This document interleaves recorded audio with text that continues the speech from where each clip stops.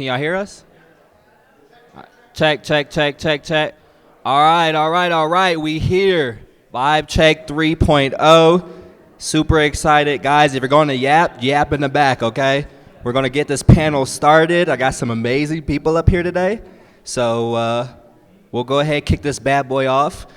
For those that don't know, I'm Russ, co-founder Proof of Vibes and the Vibe Check. Super excited, one of the executive producers, and yeah, excited to be here today with you guys. We got an amazing panel of speakers. I'm gonna give them a chance, the opportunity to introduce themselves, and then we'll be talking about virality on chain. How's that sound? Good? Let's go. All right. So if you guys wanted to start introducing yourselves and talking to the people and letting them know who you are. Hi, my name's Naomi. Is it not on? Is it on now? Here we go. Okay. Hi, my name's Naomi, or Afro Chicks, and I'm an Onchain creator. But my Web 2 job is I'm a professional athlete. I'm the 11 times British triple jump champion. So yeah. Yo, round of applause for that. Yo, we in the house. We in the house. I'm Smoke. I am the CEO of a company called Own the Doge that owns the Doge IP. All right, let's go. All right. I'm Chris Eberly. I feel nowhere near as cool as either of these two folks, but we'll give it a go.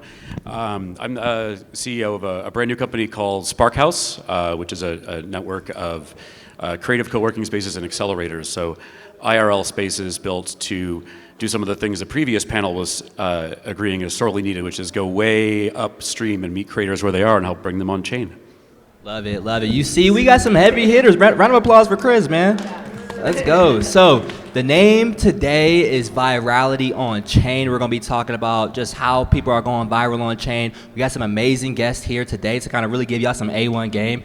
And I think to start it off, Naomi, I've been a huge fan of just the content you've been creating and like just seeing it go everywhere and, you know, hearing your story. Would just love to kind of hear how you think about creating content and what goes into that process before you actually, you know, put something out there. Yeah, so I've been creating content since I was really young. I always just loved having a camera and making videos. And I found out about Onchain through TikTok. I was scrolling and I saw a video of Gary Vee yelling about how NFTs are the next thing. So I made an NFT collection. And then I kind of thought about, what about putting videos on chain as well? I joined Farcaster, which was amazing, and Ted, who's actually over there, told me that I should start putting some fitness content and document my journey to the Olympics on chain. And I love the idea of like having collectors and be part of my journey from the beginning. So yeah, I think when I think about it, I think about the collection, the collectors, about making things that are worth collecting, and I want that feeling of like people being early, but to my growth as a creator, my growth as an athlete, instead of just like betting on coins, like let's bet on creators and let's bet on people. So yeah, I really just love making fun videos that are easy to understand and also quite fun. Nah, standing like, you know, creating content that collectors would like to collect, you know? I think there's so much stuff out there on chain. Actually creating something people want to keep and put in their wallet. And then Smoke, I think was so interesting. I was talking to Humpty earlier today and having a conversation around memes aren't really memes if they don't go viral. And I think with those, the story, the background, the history, it being probably the premier meme in the ecosystem and really pushing the narrative forward when it comes to memes, like, how do you handle all of that? It's like a big weight on your shoulder, and how are you able to activate the community and excite them and to really push the narrative forward? I think that, yeah, there's no question that the Doge meme is probably the most viral meme to exist. So, of course, there is a good amount of pressure on myself, the whole council that we have. We have a new council that was recently elected. And then, of course, the wider community of Wales, because we're a DAO. So we have a voting mechanism, and that's really what makes a lot of the stuff happen. So even if I think something, I can get voted out, same thing, you know. But I think really these concepts of, I think we were ahead of the curve in a lot of ways. And the way that we attained the NFT was very impressive. We attained the NFT directly from Etsuko Sato, the owner of the dog Doge. She minted it with help from the Ethereum Foundation, and we acquired it through the company that started us, which is called Pleaser DAO, for $4 million. And then once we received this NFT, we fractionalized it into dog token. So each one of our tokens on all 7 chains leads back to that one NFT. So innately, it does have value as a digital collectible at a higher level, even beyond any other utility or things that we would try to do with that token of dog. But yeah, a couple things quickly. The story is beautiful. That's the thing people don't really realize. Doge's real name is Kabosu, and Doge is actually a female dog, which most people don't know that. And Doge is from Japan, and most people in Japan, they don't know Doge is a Japanese celebrity. They don't even know who Doge is. Yeah, so one of our missions this year is to spread the word of Doge across Japan so that they can be proud to know that Doge is actually a Japanese celebrity. It's like a hidden secret. Yeah. A national hero of Japan. I love to hear it. Learn something new every day. Did not know all the lore and the backstory of Doge, so definitely good to hear more of the backstory, the how we got here today. You know, it adds to the overall story. And I think question for you, Chris, as you know, you've been working on Sparkhouse. How do you think about creating content on chain? What is it that you look forward to, or some of the things you're just being cognizant of? Yeah, I really think about content and sort of the methods to creating great content or making content go viral. In some ways, I don't think there's been much change in many years in how you do it. Just the context has changed, the products has changed, the people have changed. So, you know, a lifetime ago, it feels like I worked at a company called Federated Media. We did some of the first work with, before they were called influencers, content creators to do branded content deals, right? Did matchmaking to find the right match of somebody's vibe, somebody's authentic content with a brand and make something cool happen. After that, I worked at Facebook and Instagram and stood up a team. I think somebody from my former team, I think, is here in the room today. Maybe Tom is here, but Tom. I think Tom's here. But an awesome team of people that literally went to meet creators where they were and just help them figure out how to bring their content onto those platforms. And what we told them, and that was circa 2014, we told them is the same thing that I would tell creators today, which is the same thing that my co-panelist does so incredibly well, which is two things. One, always try new shit. Two, give people a way to get involved, right? So look at these platforms, look at the new products that are coming, try out their new stuff, rock the leaderboard on Warpcast rewards, but give folks a way to get involved. They can get involved in comments, they can get involved when you fractionalize something and let them own a little piece of it, whatever. But just find these sort of very natural, very repeatable ways to be, you know, always trying new things and always, you know, bringing folks along for the ride. No, that's huge. What was the two things again? Always try new shit and... What did I say? It was so wise, I forgot it already. I was like, damn, I wish somebody had some... Somebody taking notes, I hope. Always try new shit, and then I think give folks a way to get involved. Yeah, give folks a way to get involved. That's huge. That's really to the heart and soul. GM Farcaster. GM Farcaster, clutch, man. Wow. I love it. IRL casting, super bullish. But I think that's so huge and really to the heart and soul of Web3 and the decentralization. I think for us at Proof of Vibes, is we're trying to curate a community of tastemakers globally.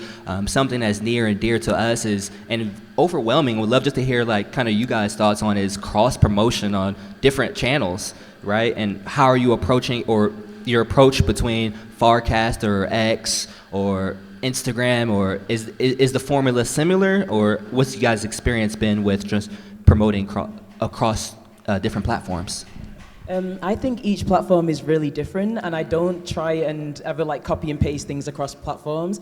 One thing that I do across all platforms is reply to every single comment, because it's not just like you've got a mic like now and speaking on stage. It's meant to be a community, and people are going to engage with your content more if they feel like they know you. And I think that that's a really amazing part of the social, media and social networks. So I always make sure to reply. But I think Farcaster has been real like a community vibe, and I always just try and be more personal on there. Whereas my Instagram is very much me as an athlete, and that's what people want to see. So I try not to be selfish with my content. I think about the audiences on each platform and think, what is it from me that they want to see, and try and give them that. No, that's good. Shout out to all the reply guys, man, and reply women, gals. I guess what are some of the things that you guys are looking for cross-chain? Is that kind of thinking about it? Like across different platforms? No, I mean I totally agree, and even though it means like incremental work for creators, right? There's just like just dropping a link or just copy pasting from one to another. That ain't it, right? Both like algorithmically, but also like you said, the audience is just going to be different across these things. So, my guidance that I've given folks, again, it's been the same for years. Just the platform's changed, but it's just pick a couple. know your audience, and then really put in the work to do it, versus like spread yourself thin and try to simultaneously cross post on like 87 different things.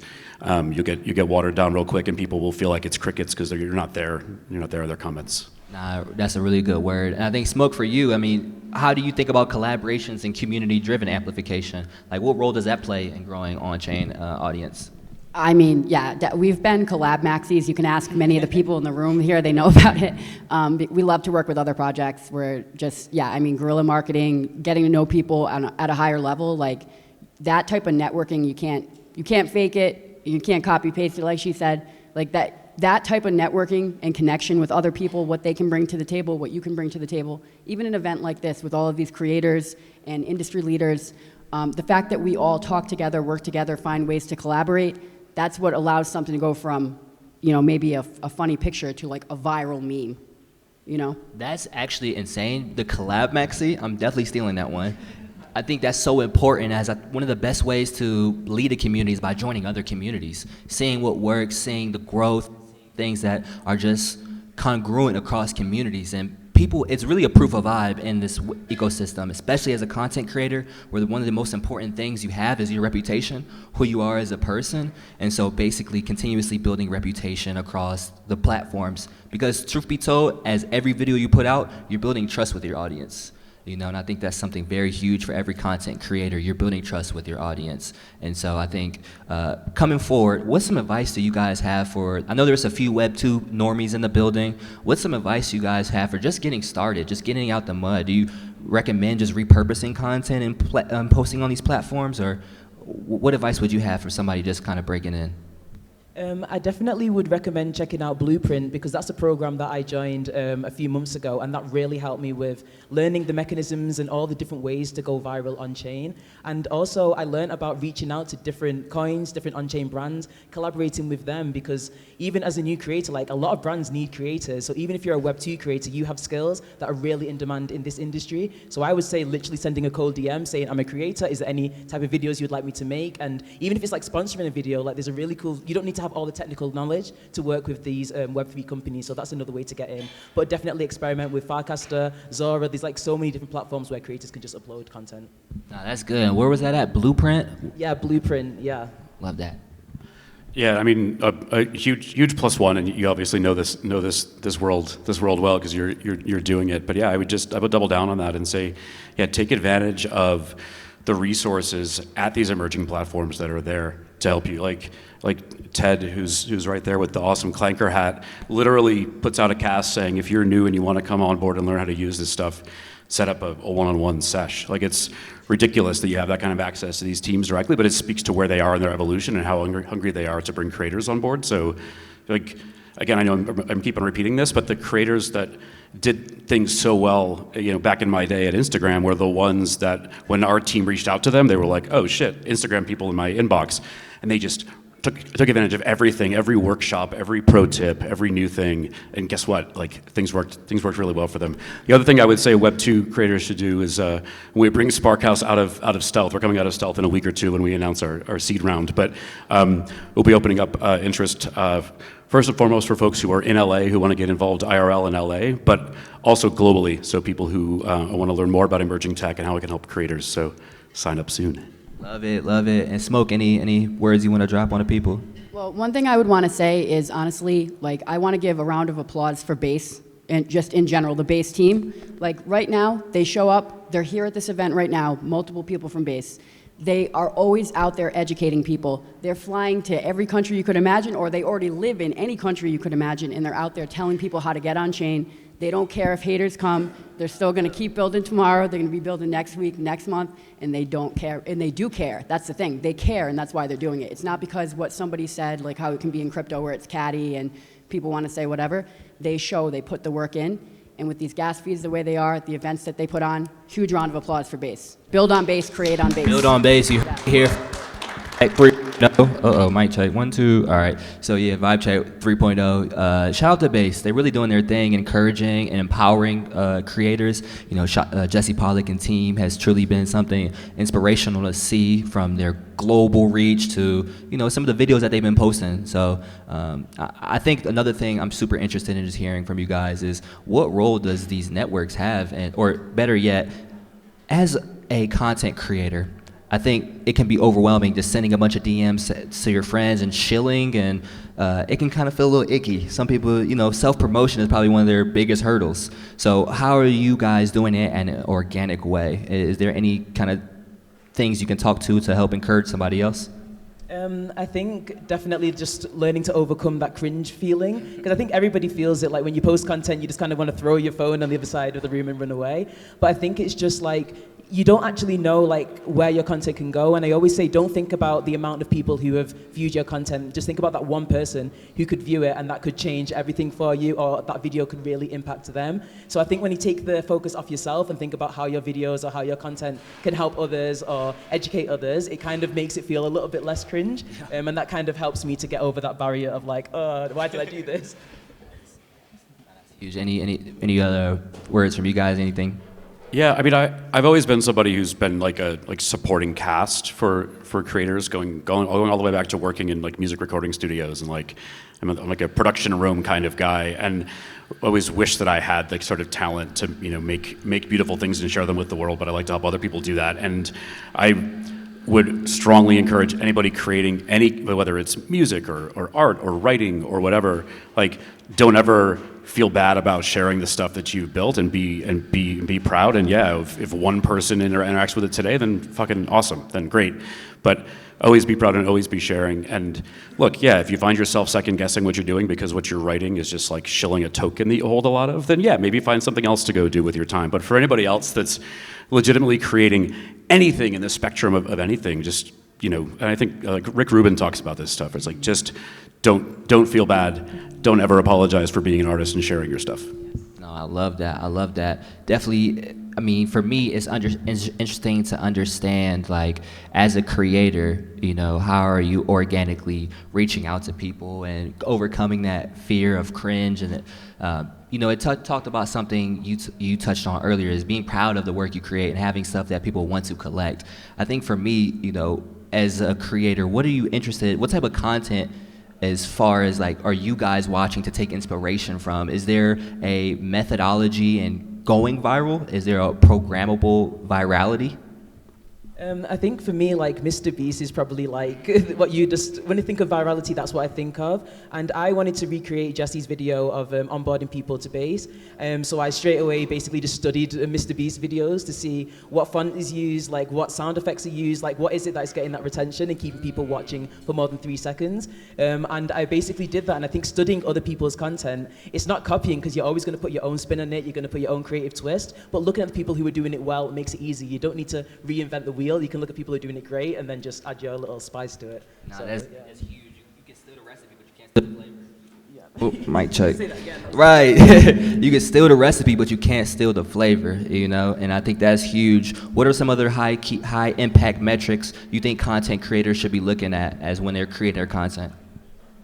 I think she's hit on a lot of the points. Like, obviously, just going out and interacting with people, answering them when they come to you, when they ask you a question, answering your DMs, going out of your way and showing up and supporting their project. You don't even have to, they don't have to ask you to check out their project. If they show up and they're showing up for you, you should show up for them too. Huge. Show up for people. Just being consistent, showing people does so much. 100%. Chris, as you have a legacy background in social media and engagement and virality, you know, that's the word of the day. As far as, have you seen a clear transition from like the IG, Meta to, and what has worked and transferred over to Web3? Is there any kind of like comparisons or things you've noticed that like, okay, this worked here and is translated well in Web3? So it's an awesome question. I'm gonna process it as I start to answer. Full disclosure, but because my inclination is to say in some ways no, it's the same thing and just modernized. And it is, you know, again, it's the people that are genuinely trying new things and putting in the work to understand why they're constructing what they're constructing, and then be consistent, be tailored to the platform that they're on, and always be interacting with people. And in some ways, that's the same stuff that we would tell creators a decade ago. So on the one hand, that. On the other hand, though, and in the previous panel, they touched on this sort of the TikTok moment, right? When there was that brief window where way more of the world maybe understood what platform risk actually was, understood why decentralization freaking matters, right? Where we've all in this room been saying that for a very long time. People just got a little taste of that, and I think we're in the very early innings of it. But the thing that is different, and the thing that has the potential to, I think, to unlock more different virality when we can meet creators, where they are, so they can use these tools without having to think about what it means to be on chain or what a token is or any of that kind of stuff that's just friction. But like onboarding folks to a place where the power of decentralization can shine, right? Where creators can actually own their audiences, actually have them be portable, that they can take them with them somewhere else, not freak out if TikTok goes away, not freak out if Elon or Zuck or whatever billionaire of the day pisses them off and they don't want to be on their platform anymore, which will keep on happening, right? We don't know what'll go down next. But so I think that's the one differentiator, is like leaning into the pieces that decentralization actually gives us. That's a fact.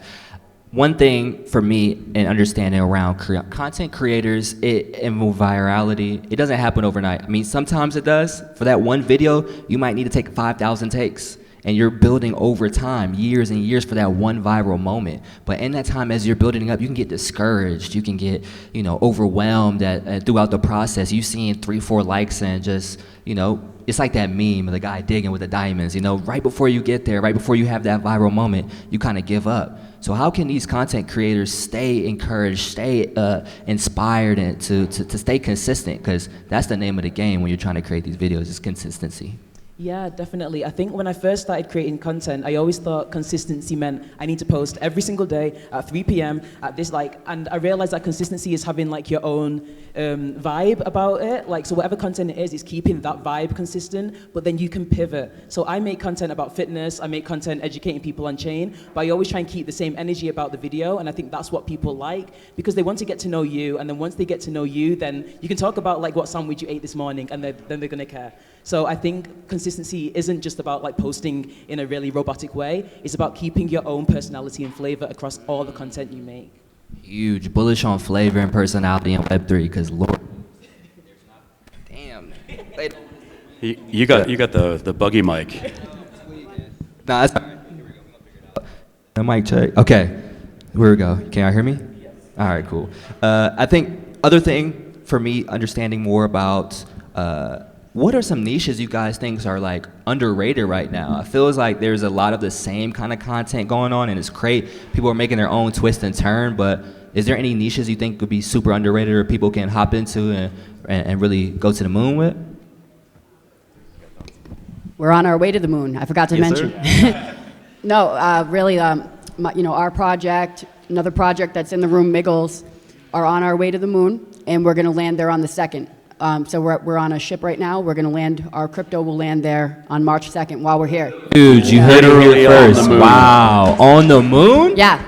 Wow, you out of this world, literally. That's it. So when some people, they say go to the moon, they mean something, we mean something else. Right? Wow. So I think it hit different. It's different. Exactly. Some projects are built different because they are always innovating. It's not about price. Price matters, of course. I understand that. You're building a product for people. They invest in what's going on. They care about that. They want to see their investment rise. But when you're breaking the mold and you're doing things that are truly innovative, you have a deeper passion for what you're doing. When you love what you do, these temporary price dips, they don't matter. Ethereum doesn't matter. Ethereum could go to $5 right now. I'm not going to stop. It's not like I'm going to stop using Ethereum. No, you're not wrong, but I would not stop using Ethereum even if that happened. If it still had the level of ability, the level of ease of access, and the amount of tools that are available on Ethereum, and especially on these layer 2s like Base, I mean, they're building an ecosystem that's pretty impressive. Nah, seriously. So I just got the little timer. We got 4 minutes, so I want to end on a positive note, end on something people can take away, some people can learn today. And maybe if y'all would just want to drop one piece of advice or one word for these new, old, and anything in between content creators, what would you want to say to these people?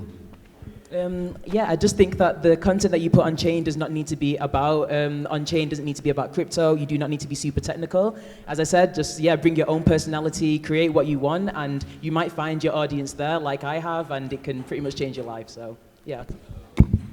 And then Smoke? For content creators, just keep building. Keep building. Do not let some person that has something bad to say that day stop you from putting out there what you need to put out there, because it's much more important. People don't realize some of the stuff that we're creating, it's so important. It may even change the world. Like, a lot of people believe that Doge has changed the world just by that one viral photo. Like, so many people see that, does not matter what language they speak, and they're just happy. They're just like, wow, do only good every day. You know, and I think that's really powerful. And then secondly, I wanted to make a little announcement. This is really for our community of dog token holders. We've decided that every IP licensing deal that we get, we're going to put a decent amount of these deals, a good percentage, we're going to lock our token with it. Wow, so we wanted to announce it live. Just lock it up. Yeah. Lock it up. Somebody cue the Akon real quick. Yeah. So the ticker is dog. I would say to creators, I would say there are as I mentioned earlier in this panel, there are a bunch of people and teams that are there to support you. There are communities forming rapidly. There's the creators. I'm pointing at Ryan in the audience, and Smoke and I and a bunch of other awesome people are working with Ryan and team on the creators. They helped make this event happen today too.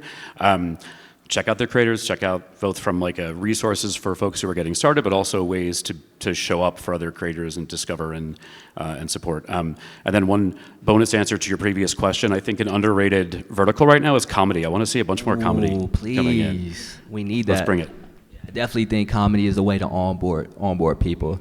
And we're just super thankful for everybody coming here today. When we first started Vibe Check, this is what it was about. We initially started off as like a rave, a party, good time, bringing all of our communities together to culminate and just vibe out. And now it's transformed into something so amazing where we can have, inspiring panelists like you guys really give some A1 game to the community and give back in a real tangible way.